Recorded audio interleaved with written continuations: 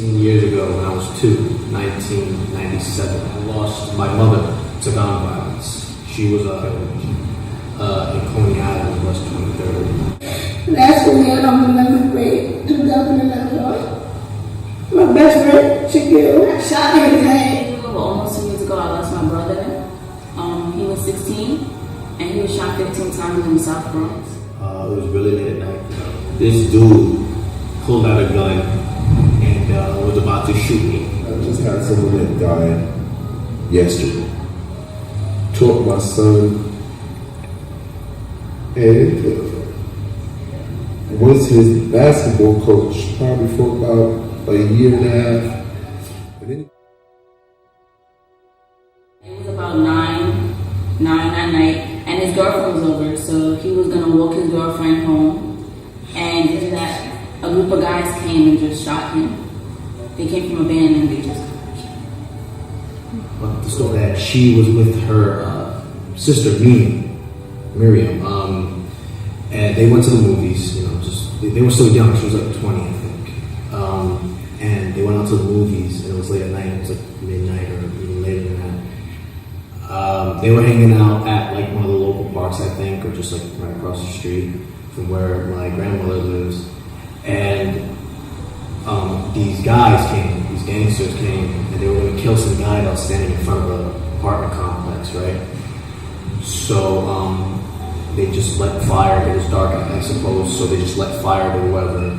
And my aunt Mimi, she hid in like I think the bushes or behind the bench or something like that. She just hid out of the fire, right? But my mother, Mommy Nancy, she got scared and she started running, and she got caught in a firefight and she got shot down. She got shot, I believe, 4 times in the back, and I think it hit like a organ or an artery or something like that. That's how she died. She bled to death in the hospital. Not only her, but also another man I heard died. He got shot in the head, and they all did it to kill like this one person apparently. My best friend, she killed. He got shot in the head behind the alleyway. Shot, killed his dad right on his body.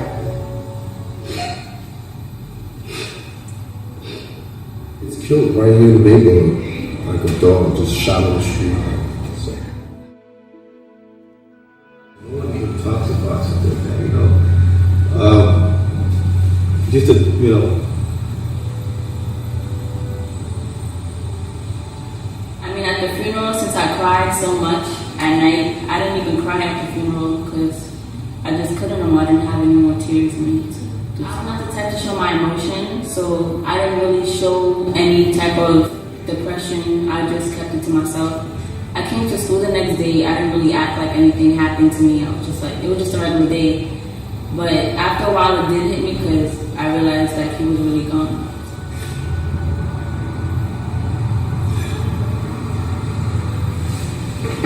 Kind of puts you in a position where you can't really do anything physically to bring that person back that's been the most affected. So to start right, it was a really tragic event that happened.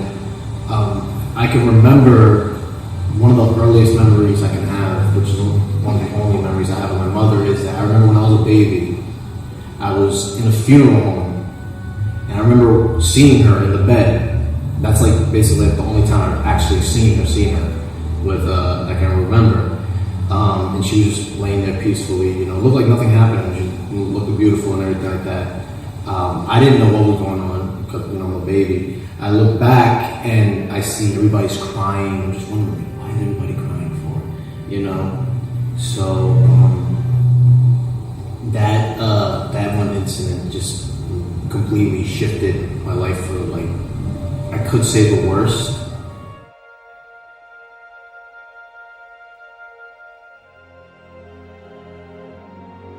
I felt bad more for his baby mother because he didn't get a chance to see his baby. She was here over here and help her take care of the baby. And that baby got to go without a father. And her got to go without a father. But he died, but not from gun violence, but it's the simple fact that people, mostly men, die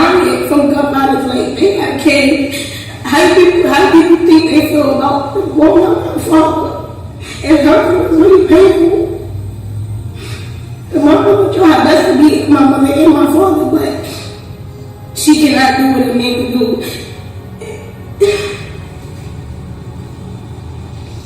I would have to say that, like now not living with a mother, it's very weird. I mean, I had substitutes, but it was never really the same. It never had the same authenticity as having a real mother, the real compassion of a mother.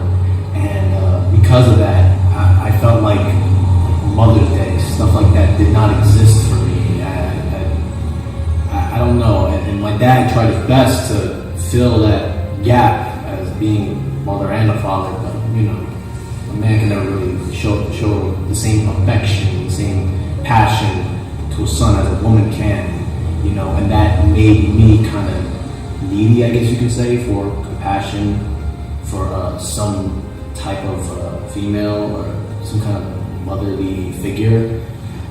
I'm not sure really, but what I can say is that because of her death, that my father really stepped up the plate in doing whatever he could to raise me right, to raise me as a son that my mother would be proud of, and I would thank him a lot for that.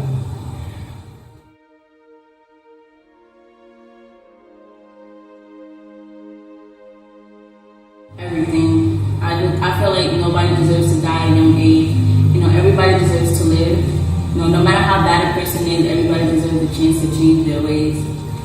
What they are doing to make gun laws strict in this country, so that people like me or others will not be affected by gun violence. Change yourself. I want people to change themselves. If you change yourself, then everybody else going to change. You gotta start loving people now. Like, don't love them when they're gone. Don't recognize people who they are now. Like, just love them now. And everything don't have to always be a fight. So you have to learn how to get over certain stuff. Little things you don't have to go. Just leave it alone. It's not that serious. That's what people don't understand. When is it going to change? And the only time it's going to change, and if it's ever going to change, is when people have, you know, a better understanding of how beautiful life can be if it can fully take its course, you know, instead of being cut short and cut down by senselessness. It's just it.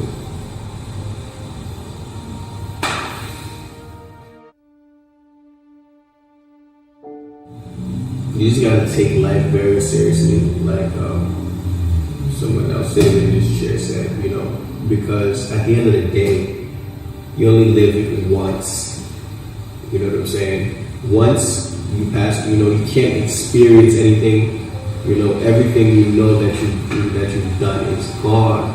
So you really gotta live life to the fullest. And it's unfortunate that, you know, we kill other individuals or whatever because we killed what they could have been. We killed who they are. And like I said before, we killed probably a whole generation of, you know, say God forbid, I was shot and killed today. I'm not wishing that on myself. I'm 36. I've been around gun violence forever.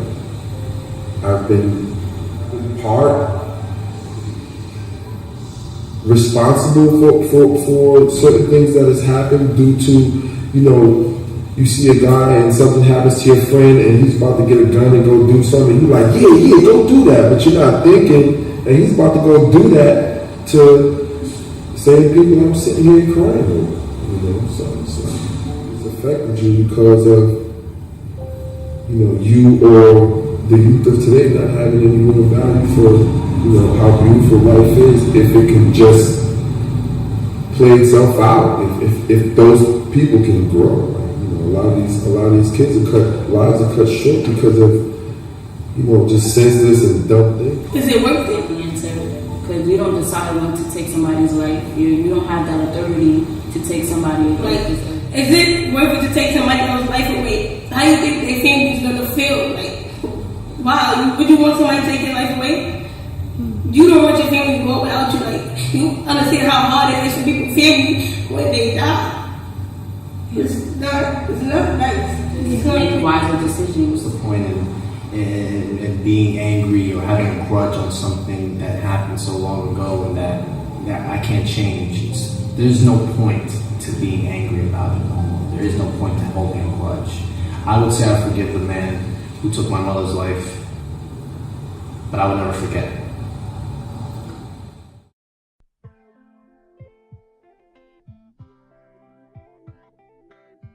I didn't realize going into this project with my class that so many of us have been affected by gun violence. I didn't realize that our community is suffering. I think that there are many untold stories that people are just dealing with, and I think that because some of us maybe haven't been in a position to do anything, and so I learned from the pain of my students. The one thing that I want to see change is I want us to begin to see each other when we look at the people standing beside us, when we look at the people that do wrong against us. I want us to look within ourselves and see the mistakes that we make as people. I want us to forgive the mistakes that we make as people. Just as we may be angry one day and scream at someone and yell, and forgive ourselves for doing it, I want us to find the humanity and the love to forgive other people for doing it to us. Because that one instant of someone hurting you, I don't think that it is a reason or a cause to take away a moment forever from someone else. I don't think that we should have the power to take away the moments, the breaths, the laughter, the pain from a person or from a family, because it's not just one person, it's a community that will be destroyed because of a one-second decision. So I want people to see themselves and others and just love harder than we've ever loved before. Love because it doesn't make sense sometimes. Love because it's easier to love than it is to be angry. I want all of us as a community to nurture each other because we're all suffering.